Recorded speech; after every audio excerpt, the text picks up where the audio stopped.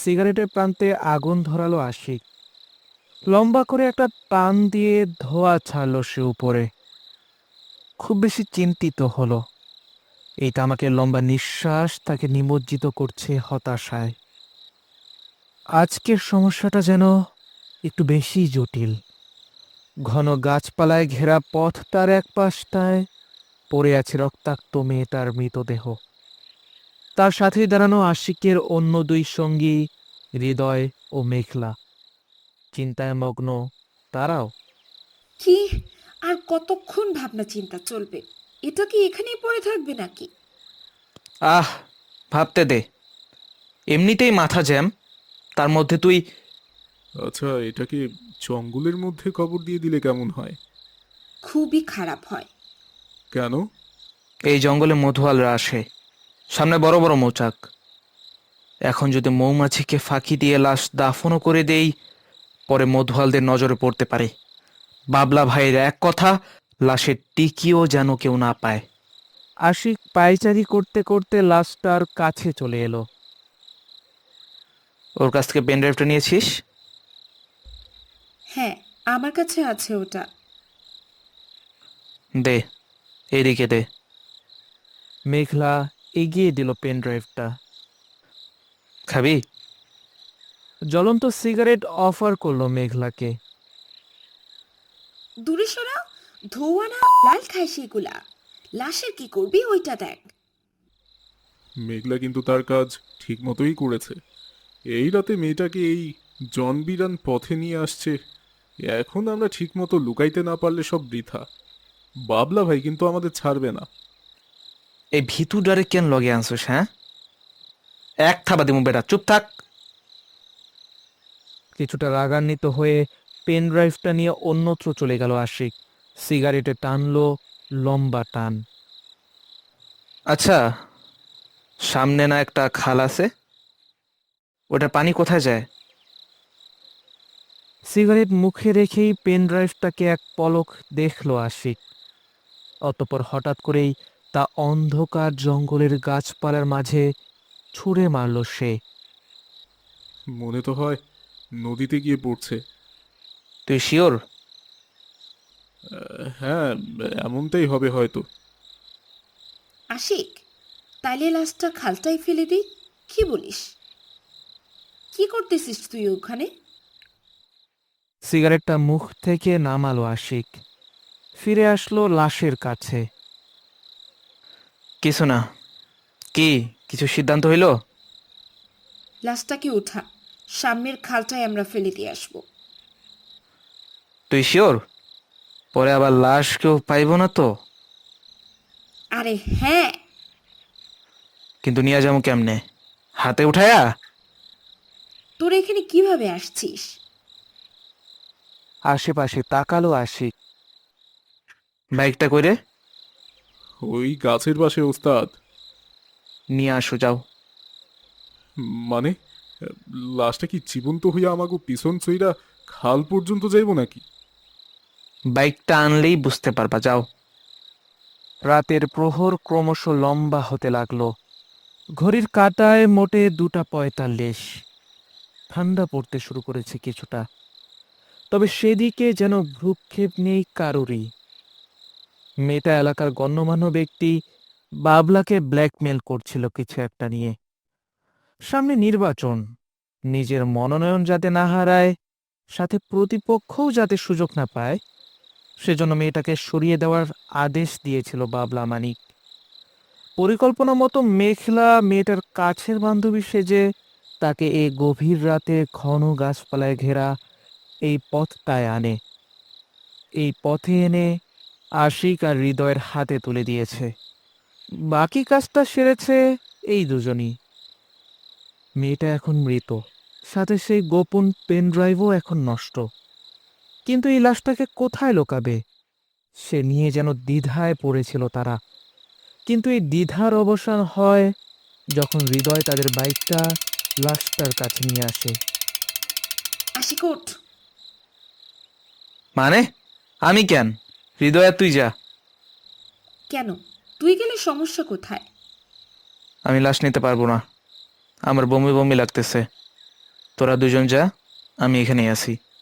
ফিরে আসিস তখন একসাথে বাড়ি যাব।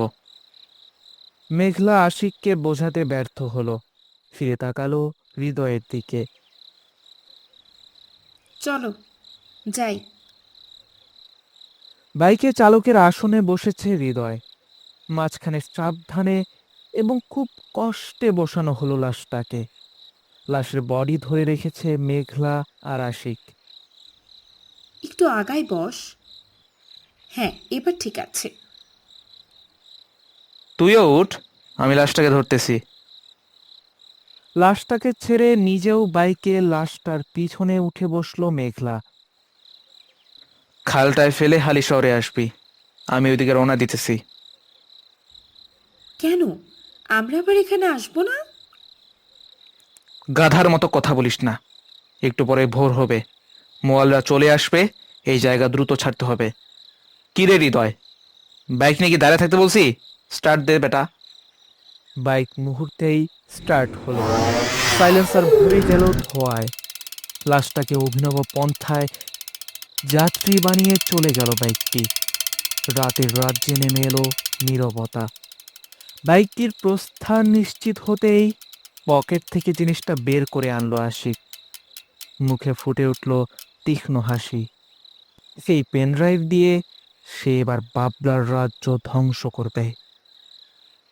রাস্তা সমান্তরাল, তাই হঠাৎ কোনো উঁচু নিচু জিনিসের উপর বাইক পড়লেই যাত্রীরা একটু কেঁপে উঠছে। বড় গোলাকার হেডলাইটের আলোয় পথ পরিষ্কার। এই নিশুতি রাতে তাদেরকে ধরার মতো আর কেউ নেই। হঠাৎ হৃদয়ের পিঠিতে হেলে পড়ল লাশটা। ভয় পেয়ে বাইকের নিয়ন্ত্রণ হারিয়ে ফেলতে লাগলো হৃদয়। আরে আরে, লাশটা উঠা, কি ঠান্ডা! তাড়াতাড়ি উঠা মেঘলা। মেঘলা লাশটার দুই কাঁধ ধরে সেটাকে সোজা করলো। বাইকের নিয়ন্ত্রণ ফিরে পেল হৃদয়। ডান দিকে মোড় নাও।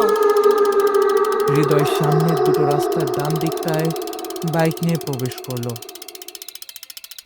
লাশটা ভারী হয়ে গেছে হৃদয়, ধরে রাখা যাচ্ছে না। এই তো সামনেই মনে হয় খালটা পড়বে। আমরা এই পথ দিয়ে কেন যাচ্ছি? খালটা না বাম দিকের পথে? বাম? তুই না বললি ডান দিকে মোড় নিতে? আমি আবার কখন বললাম? আবার হঠাৎ লাশটা হেলে পড়ল হৃদয়ের কাঁধে। এবার আতঙ্কিত হওয়ার আগেই হৃদয়ের শরীর যেন ভয়ে জমে যেতে লাগলো। নিয়ন্ত্রণ রাখতে না পেরে গাছের একটু আগেই থামিয়ে ফেললো বাইকটিকে। আরে গাধা, গাড়ি থামাইলি কেন? পাগল নাকি তুই? ওই লাশ, ওই লাশ জীবন্ত! সে জীবন্ত! হারামির ছেলে, দেখিস না লাশটার গলা কাটা? জীবন্ত হবে কোত্থেকে?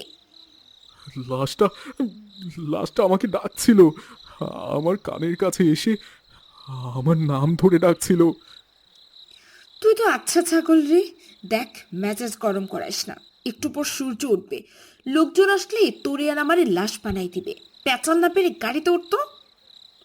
ও মরে নাই, ও মরে নাই, ও বেঁচে আছে মেঘলা। তুই উঠবি? ভয় ভয় নিয়েই শেষবারের মতো বাইকে উঠে বসলো হৃদয়। বাইক কোনো মতে স্টার্ট দিয়ে এগিয়ে চলল সামনে। বাইক চলছে অনবরত। অনেকক্ষণ হলো, তবুও খালের দেখা নেই। এই, আমরা ঠিক পথেই আছি তো? সামনে তো লোকালয়। খালটা না জনবিরান এলাকায় ছিল? তুই তো বললি এই পথে, আমি তো চিনি না খালটা। আমি আমি কখন বললাম? তুই না বললি ডান দিকে মোড় নিতে? আমি বলেছি। বাইকে থাকা দুজনের শির দ্বারায় ঠান্ডা স্রোত বয়ে গেল। লাশটা কথা বলছে।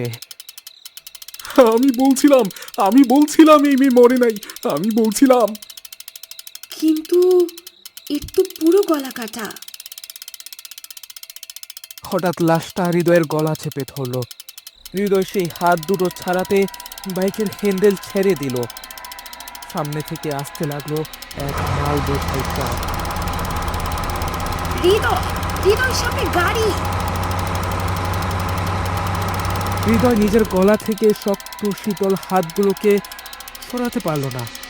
নিঃশ্বাসের অভাবে তার চোখ উল্টে এলো। ভয়ে সবকিছু ছেড়ে লাফিয়ে পড়ল মেঘলা। বাইকটা আর মালবাহী ট্রাকের মুখোমুখি সংঘর্ষ হলো। মেঘলা উঠে দাঁড়ালো। কিছুটা পিছনে রাস্তায় লেপ্টে আছে হৃদয়ের লাশ। গাড়ির চাকা তার গলার উপর দিয়ে চলে গেছে। ভয়ে কেঁদে ফেলল মেঘলা। এ কি হলো? কেন হলো? হঠাৎ এমন বিভৎসতা যেন মেনে নেওয়া কঠিন। কিন্তু 1 মিনিট, সেই মেয়ের লাশটা কোথায়? অমনি গলায় সজোরে ছুরি চলল।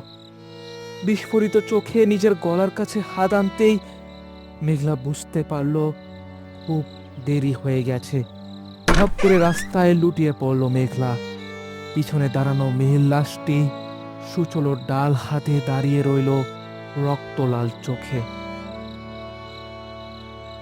মুখে চাদর পেঁচিয়ে জনসমাগমের পিছন থেকে উকি দিল আশিক।